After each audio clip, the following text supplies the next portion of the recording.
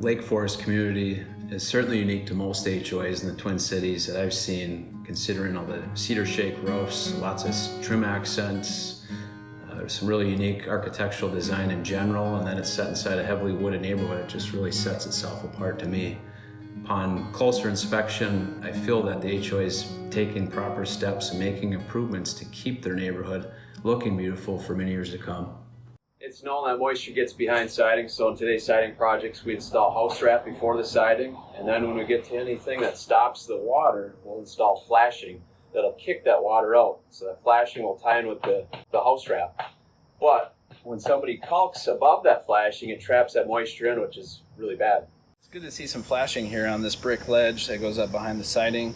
My only concern with this is that it's not extended past this trim board, which it should be, to prevent any water from going in behind the brick and from getting trapped behind this trim. Needs to divert away from the wall here. So like we're commonly seeing in a lot of spots, it's really rotting. When you can push your finger in like that, that's a major issue. Got flashing here, but it is sealed up, which locks moisture in. Then also there's no house wrap behind here, so water often easily gets behind flashing when there's no house wrap to tie into that.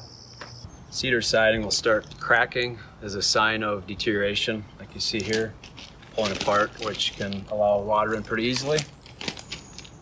And more rot going on right here. So up above me here is a band board. Looks like it's rotting. It's a very good sign that there's water getting behind it, which is why it's very important that you have a really good watertight wall system with house wrap tying into flashing that's kicking the water out, and nothing caulked above that flashing trapping water in. All right, so we're here looking at a few things going on with the fascia and soffit.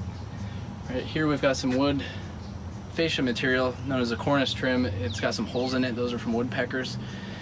Woodpeckers like to search for bugs inside rotted wood, and bugs like rotted wood. So the woodpeckers are digging some holes, which tells us that the wood is probably rotted. So we got some holes here. Another thing that we're looking at right here is that there's no metal drip edge, and so with wind-driven rain it can get in under the shingles and cause some water damage behind the fascia boards. And also on the soffit board, it's kind of loose as well, it's pulling away. And then another thing we often will look at in these projects is the intakes in the soffits. They often get plugged up. Painting over time, insulation can plug them up. Really important to the roof system that those are working. So we really want to either replace it or at least see inside there. So often on a project like this, we'll come in and we'll put some metal soffit as well as metal fascia. In this case, we'd probably be doing a custom bent steel fascia. In an area like this where you have rainwater that can land on the concrete and then splash up on the trim board, we often replace this with some sort of metal or PVC that's not going to rot. So doing a large re-siding or re-roofing project is often a good opportunity for the HOA board to eliminate what some call unsightly cables coming out the siding like this. So when we re-side, we remove them, and when the siding's put back on, the board can require the homeowners to have these cables come in a different spot. All right, one thing I'm pointing out here is up on the second story sidewall next to the window here, we've got some of the vinyl shakes that are warping and separating. A lot of rain can fall down in a heavy rainfall in a valley like this, so it's important to put something like a gutter deflector to keep that water in from rushing down here, eroding the ground, as well as building up ice in the late winter, early spring. So during our exterior walk-around inspections, one of the things we do look at is the whole exterior system. One of the things we noticed are with the deck and living space support posts here, sitting on cement right now. They're not raised up off the cement, and right here we've got some issues as the slab is sinking.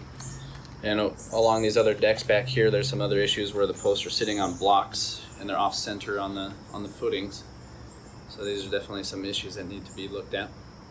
What's commonly done on townhouse communities is where these divider walls are sitting on top of the decking, and the issue here is that the moisture comes down and rots out the deck boards. We need to replace the deck boards. It's stuck under the wall. And you can see here that some of these are already rotted out, chunks missing.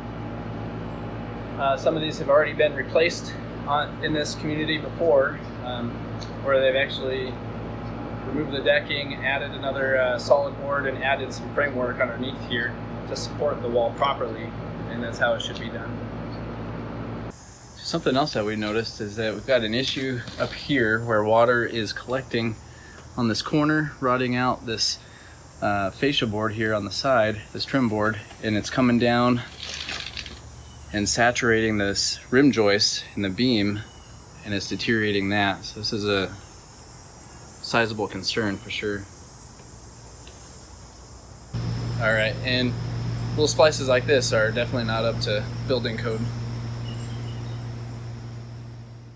All right, so we're up here on a unit checking out the chimney, and what we're looking at here is this cricket, which is a different part of the roof system.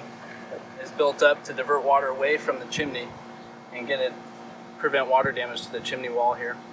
And what we often do when we are building a cricket, we'll try to bring it past the chimney itself. A lot of times when it's installed this way and it runs basically to the corner here, that water can grab onto that corner and actually work its way into the chimney, where we often will find rotted material once we start pulling off siding on the chimney. So another detail on these chimneys that we're looking at, looks like all these chimney caps were replaced. When we go to replace siding, we would ideally replace this metal fascia around the top, make it all fresh and new. In conclusion, I would definitely commend Lake Forest Board of Directors for a more proactive approach than what we've often seen, and feel that this project would be a really good fit for Hoffman Weber Construction. I would really love the opportunity to be involved.